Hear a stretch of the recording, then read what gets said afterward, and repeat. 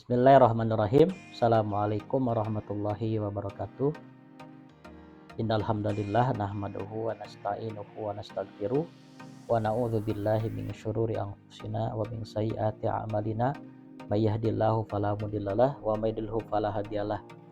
Asyhadu an la ilaha illallah wahdahu la syarikalah wa asyhadu anna Muhammadan abduhu wa rasuluhul ladzi la nabiyya ba'da ma ba'd. Teman-teman sekalian, alhamdulillah, puji syukur kita panjatkan kehadirat Allah Subhanahu wa taala atas kudrah dan iradahnya. Kita pada kesempatan kali ini bisa kembali bersua, kembali bertatap maya untuk melanjutkan perkuliahan kita. Salawat dan salam semoga tetap tercurah limpah kepada Nabi Muhammad SAW, kepada keluarganya, kepada sahabat, dan kepada umat yang senantiasa mengikuti milahnya hingga yaumul qiyamah. Teman-teman sekalian, kali ini saya akan menyampaikan perkuliahan tentang pendidik dalam pendidikan Islam. Judul ini mengasumsikan bahwa pengajar itu ada menurut pendidikan umum, ada menurut pendidikan Islam.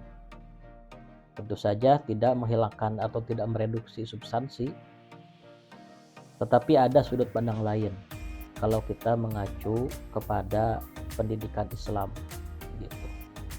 Pendidik dalam perspektif pendidikan Islam itu seperti apa?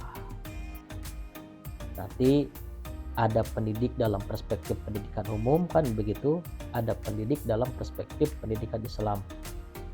Kalau dalam pendidikan umum itu, misalkan kalau kita mengacu kepada undang-undang Sisdiknas itu, kalian bisa baca dalam undang-undang guru itu adalah, silakan kalian baca misalkan begitu. Nah, sementara dalam pendidikan Islam ini pembahasannya cukup luas. Pembahasannya cukup luas karena apa? Karena ada dimensi ruhiyah, ilahiyah yang masuk dalam pengertian pendidik menurut pendidikan Islam. Tidak melepaskan unsur ukhrawinya begitu. Bagaimana seseorang menjadi guru itu dengan menginfluence nilai-nilai Islam dalam kehidupan keperguruannya, dalam kehidupan menjadi gurunya begitu. Oleh karenanya dalam kesempatan ini saya akan mencoba mengulas beberapa hal yang berkaitan dengan pendidik dalam pendidikan Islam. Teman-teman sekalian, istilah-istilah guru ya dalam pendidikan Islam itu setidaknya ada 5. Sebetulnya sah-sah saja orang kemudian mendefinisikan guru, tetapi setidaknya ada 5 istilah besar yang menghegemoni dalam dunia pendidikan Islam yang berkaitan dengan istilah guru begitu. Yang pertama ada murabi, ada muallim, ada muadib, ada mudarris, dan ada mursyid begitu. Nah, kelima istilah ini tentu saja sepadan atau merupakan padanan kata dari istilah pendidikan Islam. Kalau murabi ini dengan tarbiyah, begitu kan? Muallim ini dengan istilah pendidikan Islamnya taklim, muadib dengan takdib, mudarris dengan tadris begitu, dan mursyid kalau mursyid itu dengan apa istilahnya? Irsyad begitu ya, irsyad. Saya tidak akan mengurai pengertian tarbiyah apa, taklim apa, muadib apa, tadris apa, dan seterusnya, karena itu sudah dibahas dalam pertemuan yang sebelum-sebelumnya. Yang jelas bahwa istilah-istilah ini muncul berkenaan dengan istilah pendidikan Islam, istilah pendidikan dalam Islam. Oleh karenanya, maka pengertiannya pun tidak akan lepas dari dimensi-dimensi pengertian pendidikan Islam tadi. Contoh misalkan, tarbiyah itu kan lebih kepada bagaimana seorang guru bisa mengurus, berasal dari kata rob, mengurus. Mengurus itu artinya memenuhi segala kepentingan, kemudian kebutuhan dari anaknya. Anaknya guru di sekolah adalah murid begitu. Mengurus istilahnya. Oleh karenanya, murabi itu artinya orang yang mengurus. segala kebutuhan, segala apa yang dibutuhkan oleh siswanya, oleh muridnya, oleh santrinya begitu. Sementara mu'alim ini merupakan padanan kata dari taklim kan. Taklim itu artinya mengajar, atau dalam definisi sederhana itu transfer of knowledge, menyampaikan wawasan, menyampaikan pengetahuan, transfer pengetahuan begitu. Sehingga mu'alim itu artinya guru yang kemudian tugasnya itu menyampaikan pengetahuan, menyampaikan ilmu, menyampaikan wawasan begitu dan gagasan. Tentu saja seorang mu'alim itu tidak mudah walaupun definisinya sangat sederhana. Seorang mu'alim itu harus tahu ragam ilmu yang tidak hanya secara general tapi sebisa mungkin harus spesifik begitu. Karena guru itu semakin kesini kan semakin spesifik. Ada guru-guru mata pelajaran yang dibagi secara khusus. Ada guru PAI, guru biologi, guru kimia. Oleh karenanya seorang mu'alim harus tahu spesialisasi, harus tahu secara mendalam dari konten apa yang kemudian akan diajarkan. Sementara yang ketiga teman-teman ada mu'adib ya. Kalau mu'adib itu dari ta'dib. Ta'dib itu artinya pendidikan itu adalah memberikan tauladan, membuat atau menjadikan anak itu menjadi orang yang beradab, punya etika gitu. Maka mu'adib, guru itu harus beretika, harus cocok dengan ketentuan syariat Islam, dan guru itu harus memiliki uswah yang baik di tengah-tengah muridnya begitu. Ini cukup berat. Guru harus menyampaikan atau memberikan contoh, menghadirkan Islam di tengah-tengah siswanya begitu. Kalau mudarris itu mengajar, dari tadris, mengajar itu hampir sama sebetulnya dengan mu'alim walaupun ada perbedaan. Dan yang keempat ada mursyid, itu guru spiritual istilahnya. Dalam dunia tasawuf itu ada istilah mursyid, guru spiritual. Tidak semua orang bisa menjadi mursyid dan tidak semua murid bisa menjadikan seseorang menjadi mursyidnya, hanya kalangan tertentu. Jadi berdasarkan kelima istilah ini, istilah guru dalam pendidikan Islam ya, istilah guru dalam pendidikan Islam setidaknya dibagi menjadi 5 pengertian ini. Dan kelima pengertian ini tidak lepas dari unsur atau dimensi transendental, dimensi dirinya dengan Allah Subhanahu wa taala. Kalau dalam pendidikan umum mungkin lebih kepada bagaimana meningkatkan atau bagaimana menjadikan siswa berkarakter begitu. Tapi dalam perspektif pandangan Islam bahwa guru itu bukan hanya sebatas paham, cakap dan terampil, tetapi juga guru harus bisa menjadi tauladan, menjadikan anak didiknya menjadi insan kamil, manusia sempurna di mata manusia dan di mata Allah Subhanahu wa taala. Itu intinya, itu poinnya teman-teman sekalian. Selanjutnya kita coba bahas satu persatu. Kita coba pengertian dari para pakar yang lain. Pendidik dalam Islam adalah orang-orang yang bertanggung jawab terhadap perkembangan peserta didiknya dengan upaya mengembangkan seluruh potensi peserta didik, baik potensi afektif, rasa, kognitif, cipta maupun psikomotorik karsa. Ada 3 aspek yang mesti dikembangkan oleh guru, oleh pendidik. Yang pertama aspek apa? Rasanya atau afeksi. Kemudian aspek ciptanya, aspek karsanya. Rasa itu kaitan dengan bagaimana dia bisa berempati. Dia bisa merasakan apa yang dirasakan oleh orang lain. Dia tidak egois, dia kemudian tidak acuh terhadap kondisi sosial begitu. Dan dia punya akhlak, itu yang paling penting dalam pendidikan Islam. Akhlak dan karakter itu hampir mirip tetapi ada perbedaan. Kalau akhlak itu sumbernya adalah Al-Quran dan Sunnah. Sumber nilainya itu adalah nilai ajaran agama. Bagaimana anak itu baik bukan hanya karena sisi kemanusiaan terhadap orang, tetapi juga baik karena diperintahkan oleh Allah. Diperintahkan dalam ajaran Islam, dalam ajaran agama begitu.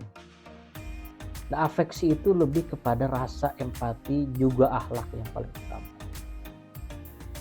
Kemudian yang dikembangkan pula adalah cipta, kognisi, kaitan dengan bagaimana si anak didik itu bisa mengembangkan potensi akal yang sudah Allah beri kepada dirinya. Potensi akal yang luar biasa yang bisa menampung jutaan bahkan miliaran informasi dengan organ otak yang sekecil genggaman tangan dirinya. Otak itu kecil ya, tetapi atas kuasa Allah bisa menampung, menerima, mengeluarkan informasi, miliaran informasi. Semenjak kecil, setiap informasi yang masuk, kan otak ini setidaknya ada 1 kuadriliun sel ya. Nolnya 15 saking banyaknya. Setiap satu informasi, maka sel neuron itu nempel dan tidak akan lepas. Ketika anak sudah tahu apa yang namanya balon, apa yang namanya gelas, maka sampai tua, sampai meninggal, si orang itu tidak akan lupa apa yang namanya balon dan gelas. Nah, kabarnya otak Indonesia katanya masih fresh. Kalau dijual pasti laku karena masih fresh. Tidak banyak informasi yang diserap begitu. Dan aspek yang ketiga adalah psikomotor, karsa. Ini kaitan dengan terampil. Anak menjadi terampil, ini bisa itu, mengandalkan hidayatul khawasi, panca indera yang Allah berikan kepada dirinya begitu. Dia punya tangan, dia punya kaki, punya mata, digunakan untuk berkreasi. Ini yang mesti dikembangkan oleh guru begitu, oleh pendidik dalam Islam. Makanya aspek-aspek yang ini, kognisi, afeksi dan juga psikomotor itu kemudian diserap ya. Diserap dalam bentuk formulasi kegiatan pembelajaran. Oke, selanjutnya teman-teman,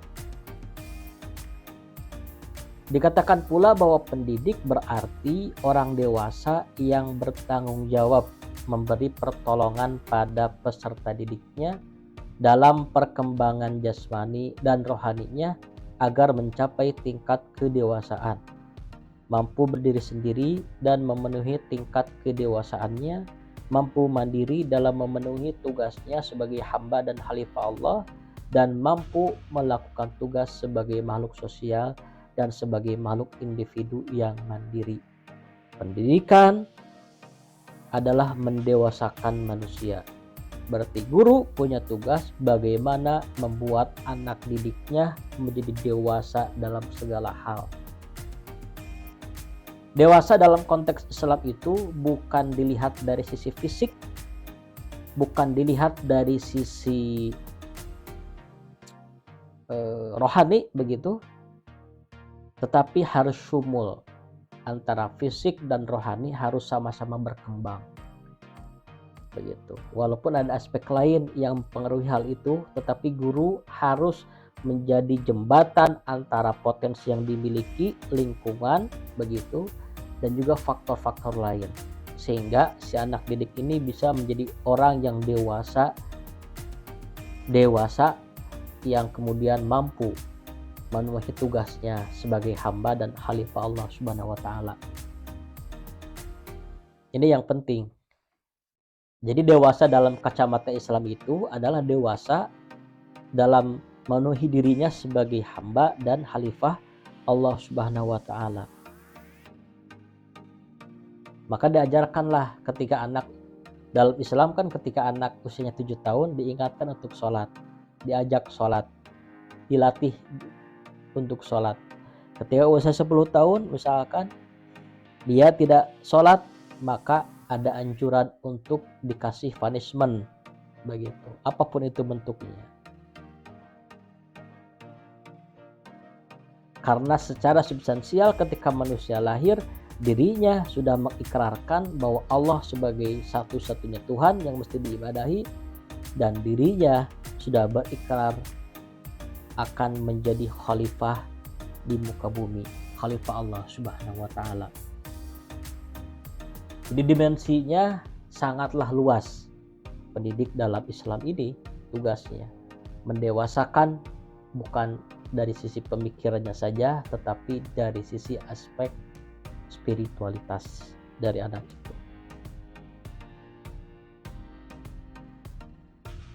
Makanya memang luar biasa nih pendidik dalam Islam ya, bagaimana dirinya bisa memberikan arahan, memberikan contoh kepada anak didiknya, walaupun belum tentu dirinya itu bisa sama seperti apa yang diharapkan kepada anak didiknya. Jika anak didiknya dewasa, si gurunya berarti harus dewasa terlebih dahulu, walaupun itu perkara yang cukup sulit, teman-teman. Nah, bagaimana kemudian Al-Quran memandang kaitan dengan pendidikan ini? Beberapa ayat, misalkan di surat At-Tahrim ayat 6, menegaskan bahwa pendidik yang pertama dan utama adalah keluarga. Ada sebuah ayat ya, At-Tahrim ini, Allah menegaskan, A'udzubillahi minasyaitonirrajim, ya ayyuhalladzina amanu qu anfusakum wa ahlikum naro. Wahai orang-orang yang beriman, jagalah diri kalian dan keluarga kalian dari api neraka. Waquduhan nasu wal hijarah, yang bahan bakarnya itu adalah manusia dan batu neraka itu. Di dalamnya alaiha malaikatun giladun syidadun, ada malaikat yang keras ya, menakutkan. La ya'sunallaha ma amaruhum wa yaf'aluna ma yu'marun, yang karakteristik malaikat itu tidak pernah maksiat terhadap Allah dan senantiasa mengerjakan apa yang diperintahkan Allah. Dalam ayat ini ditegaskan bahwa pendidik yang pertama itu adalah keluarga. Jadi salah satu yang menyumbang, berkontribusi, mengembangkan potensi anak didik itu adalah keluarga, dan keluarga ini bisa dikatakan yang utama, yang pertama dan utama. Karena sekolah formal itu terbatas dimensi ruang dan waktu. SD 6 tahun, SMP 3 tahun, SMA 3 tahun, S1 4 tahun, S2 2 tahun, S3 3 tahun, paling terbatas dimensi ruang dan waktu. Sementara keluarga ini bisa menembus dimensi ruang dan waktu.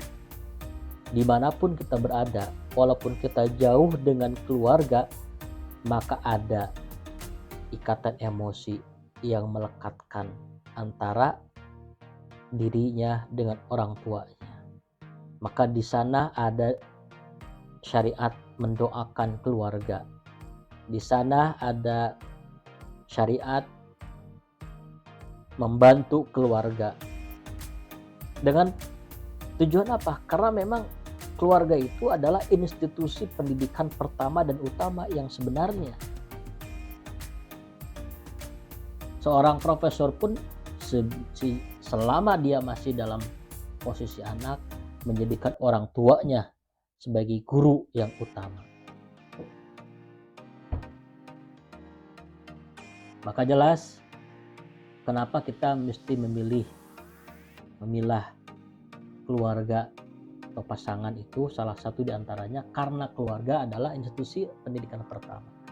Selektif memilih pasangan, selektif memilih lingkungan, salah satunya itu.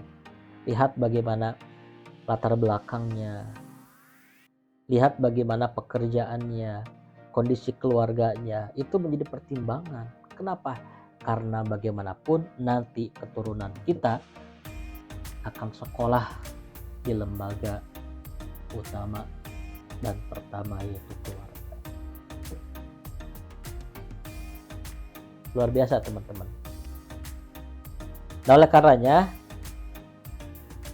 karena beberapa hal, maka pembagian kewenangan mendidik disampaikan kepada lembaga pendidikan. Selanjutnya teman-teman, bagaimana kedudukan pendidik dalam pendidikan Islam? Yang pertama, spiritual father, great individuals. Kemudian pelita atau siraj. Spiritual father itu artinya orang tua spiritual. Karena guru itu harus diposisikan menjadi orang yang soleh. Oleh karenanya, guru diposisikan menjadi orang yang soleh, maka calon guru harus belajar dari sekarang menjadi orang yang soleh. Karena nanti setelah kita menjadi guru, akan ada banyak anak didik yang menganggap kita sebagai orang tua spiritual, menganggap kita sebagai toladan, sebagai contoh. Pendidik juga disebut sebagai great individuals, individu yang luar biasa. Walaupun untuk konteks zaman sekarang, bahwa guru itu sebagai fasilitator, anak sebagai pusat belajar, guru menjadi penjembatan antara potensi yang dimiliki oleh anak didik dengan peluang bagaimana anak didik itu bisa mengembangkan potensi. Peluang itu apa? Banyak. Ada peluang itu ada lingkungan, kemudian ada peluang tahu dengan kita menyampaikan pembelajaran begitu, dan banyak hal. Apa-apa pasti anak didik itu turut kepada gurunya karena menganggap bahwa guru itu adalah great individuals, individu yang luar biasa. Dan yang ketiga, bahwa kedudukan pendidik dalam pendidikan Islam itu adalah pelita atau siroj, cahaya yang senantiasa menemani.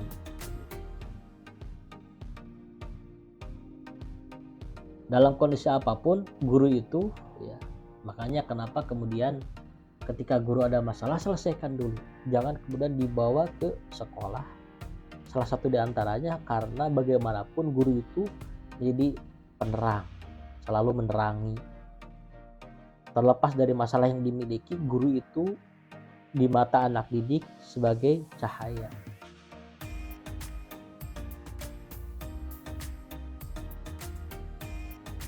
Nah, selanjutnya teman-teman, apa yang kemudian menjadi tugas dari pendidik? Nah, tugas pendidik yang utama adalah menyempurnakan, membersihkan, menyucikan, serta membawakan hati manusia untuk mendekatkan diri taqarrub kepada Allah Subhanahu wa taala. Bagaimana membuat anak didik ini menjadi anak yang soleh? Sejatinya yang diharapkan orang tua itu cuma soleh.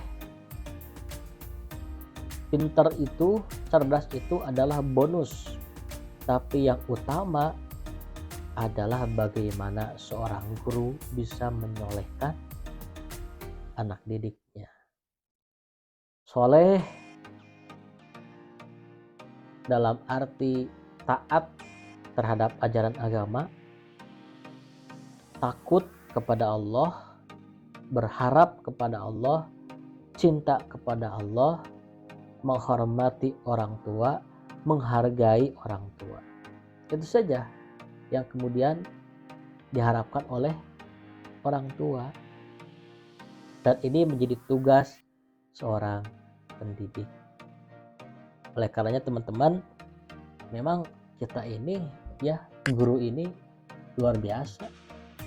Walaupun di sebagian tempat ya memiliki gaji yang sangat minim, tetapi dengan tugas yang luar biasa. Tetapi kalau memang niatnya hanya untuk dunia, tidak akan sampai. Tapi ketika seorang guru meniatkan dirinya untuk akhirat, maka di sanalah pintu keberkahan.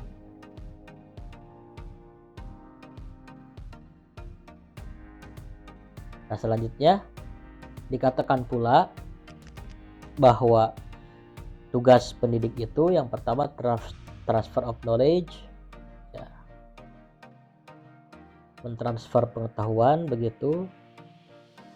Kemudian manager of learning, manajer pembelajaran yang mengatur bagaimana sampai posisi duduknya diatur, yang tinggi itu di belakang, karena kalau di depan bisa menghalangi orang yang di belakangnya begitu, sampai ke sana seharusnya.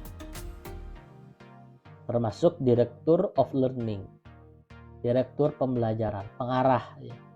Dan juga planner of future society, perencana masyarakat masa depan. Guru SD itu banyak dilupakan, padahal jasanya luar biasa. Orang-orang bisa sukses sampai sekarang itu langsung atau tidak langsung ada kontribusi guru SD-nya. Dari guru SD, pembelajaran yang dilakukan kemudian bisa mencetak orang-orang yang berhasil di kemudian hari, yaitu yang kemudian dimaksud dengan planner of future society. Nah, kemudian teman-teman, tugas pendidik dalam pendidikan Islam itu diantaranya ada sebagai pengajar atau instruksional yang bertugas merencanakan program pengajaran dan melaksanakan program yang telah disusun, serta mengakhiri dengan pelaksanaan penilaian setelah program dilakukan. Ini lebih ke teknis ya. Kemudian yang kedua, sebagai pendidik atau edukator yang mengarahkan peserta didik pada tingkat kedewasaan dan kepribadian kamil seiring dengan tujuan Allah menciptakannya. Kemudian sebagai pemimpin atau manajerial yang memimpin, mengendalikan kepada diri sendiri, peserta didik, dan masyarakat yang terkait terhadap berbagai masalah yang menyangkut upaya pengarahan, pengawasan, pengorganisasian, pengontrolan, dan partisipasi atas program pendidikan yang dilakukan. Ini lebih ke teknis ya, kalian bisa pahami. Kemudian karakternya, wah ini tulisannya kuning ya. Kita coba baca. Karakter tugas pendidik dalam pendidikan Islam. Pertama, kalau misalkan ustadz ya, ustadz itu orang yang berkomitmen dengan profesionalitas yang melekat pada dirinya, sikap dedikatif, komitmen terhadap mutu, proses, dan hasil kerja, serta sikap continuous improvement. Ini ustadz karakternya. Mu'alim, bagaimana karakternya?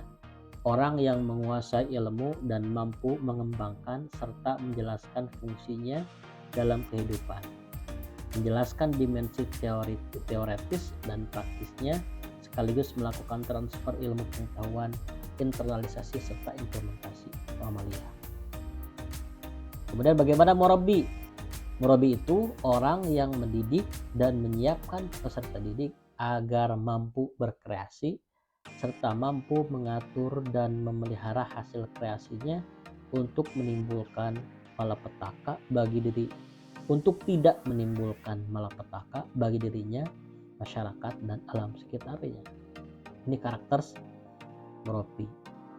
Kemudian karakter mursyid ialah orang yang mampu menjadi model atau sentral identifikasi diri atau menjadi pusat panutan, teladan, dan konsultan bagi peserta didiknya, Sementara mudaris orang yang memiliki kepekaan intelektual dan informasi serta memperbarui pengetahuan dan keahliannya secara berkelanjutan dan berusaha menjelaskan peserta didiknya, memberantas kebodohan mereka serta melatih keterampilan sesuai dengan bakat, minat, dan kemampuannya. Sementara muadib orang yang mampu menyiapkan peserta didik untuk bertanggung jawab dan membangun peradaban yang berkualitas di masa depan. Oke, itu karakternya. Mudah-mudahan dipahami begitu ya teman-teman. Nah, sementara untuk kompetensi pendidik dalam pendidikan Islam, ini menurut Profesor Dr. Abdul Mujib, yang pertama adalah penguasaan materi, khususnya materi Islam yang komprehensif dan wawasan keilmuan lainnya. Kemudian penguasaan materi, penguasaan strategi, begitu harus menguasai strategi apapun. Kemudian penguasaan ilmu kependidikan, memahami prinsip-prinsip dalam menafsirkan hasil penelitian pendidikan, dan memiliki kepekaan terhadap informasi secara langsung atau tidak. Dan dikatakan pula bahwa Rasulullah itu sebagai pendidik terbaik menurut Abdul Mujib. Karena kepribadiannya, personalitinya, kepedulian terhadap masalah, dan semangat dan tajam dengan Iqra bismi rabbik. Dan ini mesti terinternalisasi dari seorang guru. Bagaimana personalitinya, bagaimana kepedulian terhadap masalahnya, dan juga semangat dan tajam dalam membaca begitu. Kemudian formula menjadi pendidik yang berhasil itu, yang pertama kompetensi personal religius, sosialnya pun religius, dan profesionalnya pun religius, harus ditopang dengan sisi religiusitas begitu. Kemudian etika pendidiknya, etika yang terkait dengan dirinya sendiri. Pendidik dalam bagian ini paling tidak memiliki 2 etika, yaitu memiliki sifat-sifat keagamaan yang baik, meliputi patut dan tunduk terhadap syariat Allah dalam bentuk ucapan dan tindakan, baik yang wajib maupun yang sunnah, senantiasa membaca Al-Quran kepadanya, baik dengan hati maupun lisan, memelihara wibawa Nabi Muhammad dan menjaga perilaku sifat-sifat akhlak yang mulia seperti menghias diri, ahli dengan memelihara diri, khusyuk, rendah hati, menerima apa adanya, zuhud, dan memiliki daya dan hasad yang kuat. Kemudian etika terhadap peserta didiknya itu, pendidik dalam bagian ini paling tidak memiliki 2 etika, yaitu sifat sopan santun yang terkait dengan akhlak yang mulia, 2 sifat-sifat memudahkan, menyenangkan, dan menyelamatkan. Nuhniyah ya. Dan yang terakhir, etika dalam proses belajar mengajar itu, pendidik dalam bagian ini paling tidak mempunyai 2 etika, yaitu 1. Sifat-sifat yang memudahkan, menyenangkan, dan menyelamatkan. Kemudian menyelamatkan sifat ke-Muhammadiyah gitu kan. Bukan Muhammadiyah ormas, tapi menyelamatkan bagaimana sifat-sifat yang ada pada diri Nabi Muhammad begitu. Jadi bagaimana sifat-sifat yang ada dalam diri Muhammad itu kemudian bisa senantiasa lestari, senantiasa tetap terjaga. Dan yang kedua, sifat-sifat seni, yaitu seni mengajar yang menyenangkan sehingga para peserta tidak merasa bosan. Oke, itu saja barangkali teman-teman yang bisa saya share pada kesempatan kali ini. Silakan dianalisis masalah yang ada begitu, masalah yang ada, kasus-kasus yang terjadi, bagaimana guru tidak memberikan contoh, bagaimana guru itu kemudian tidak atau jauh dari kata sesuai dengan teladan Rasulullah, dan bagaimana fenomena sekarang guru itu identik dengan sesuatu yang negatif begitu. Dan bagaimana dengan hak asasi manusia yang berkaitan dengan bagaimana pembatasan guru dalam mendidik. Silakan dibahas dan diskusi. Mohon maaf bila ada salah-salah kata, tentu saja banyak kekurangan. Aku qouli hadza wa astaghfirullahi wa lakum. Wassalamualaikum warahmatullahi wabarakatuh.